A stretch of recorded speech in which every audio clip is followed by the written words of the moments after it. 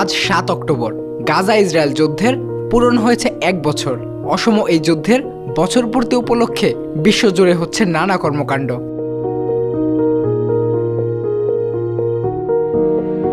Gaza Israel যুদ্ধের ১ বছর পূর্তি উপলক্ষে নিউ ইয়র্কে ফিলিস্তিনিদের সমর্থনে বিক্ষোভ র্যালি অনুষ্ঠিত হয়েছে।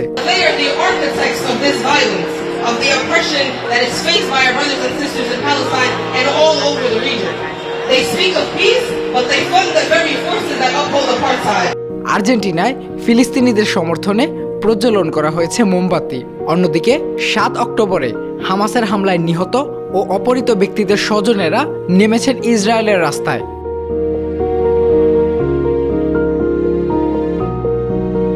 হামলায় নিহত ও অপহৃত ইসরায়েলিদের স্মরণ করতে ফ্রান্সের রাজধানী প্যারিসে রাস্তায় নেমেছে কয়েক হাজার ফরাসি। তবে এত ডামাডোলের মধ্যেও ইসরায়েলের যুদ্ধ কিন্তু থামেনি। শনিবার রাত থেকে রবিবার পর্যন্ত লেবাননের বৈরুতের দক্ষিণের শহরতলিতে একটানা ব্যাপক হামলা চালিয়েছে ইসরায়েল।